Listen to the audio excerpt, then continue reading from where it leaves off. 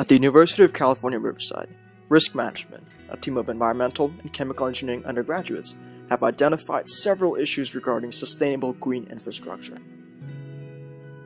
One of the places identified is the Botanic Gardens, which is home to many native plants and animal species. Here, soil erosion occurs due to high runoff rates from watering the plants. This pathway is virtually inaccessible during flash flood events. Another location identified is the Fleet Services, an industrial facility that provides transportation and maintenance for university vehicles. Here, oils and sediment accumulate. During a rain event, it all washes down into the storm drain. To solve the problem at the Botanic Gardens, a modified permeable paver system has been implemented. Here, water enters the TrueGet system, then it is redirected through underground PVC piping and enters the bioretention system downhill, which outputs treated water. The runoff water enters from the top. It enters the gravel layer, which filters the coarse solids. The engineering soil filters the fine solids and reduces the organics. The water then exits the TrueGet system. The circles we see here is the top layer of the TrueGet system implemented at the Botanic Gardens. In our testing apparatus, we can see how runoff water behaves in the permeable paver system. When the flow rate is turned up above the average rainfall rates, we can see the water level rising gradually. Otherwise, normally all the water exits from the left tube, which leads to the bioretention system.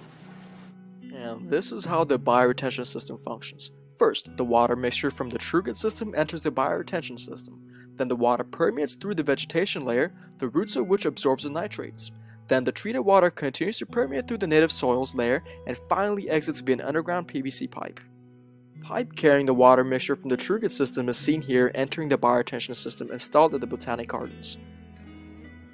This modified permeable paver system can be applied at Glenmore 2, which is a new sustainable dormitory still under construction. In orange are the areas where the modified permeable paver system was modeled. The modeling showed a significant reduction in the heat island effect, impervious areas, and overall costs. To solve the issues at Fleet Services, we have installed storm drain filters to treat stormwater runoff.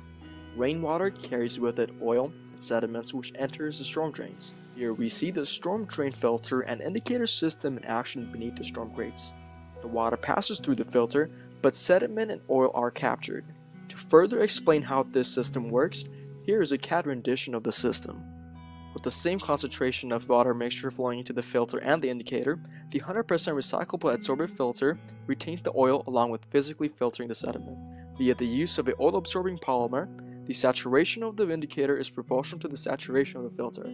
This helps determine when the filter needs to be cleaned out. We, Risk Management, want to achieve the promise of sustainable living. Implementing our design will add value to our campus and help transform it to become the center of green education. The research and design conducted by Risk Management can be applied to the overall Riverside community and maintain its status as the Emerald City.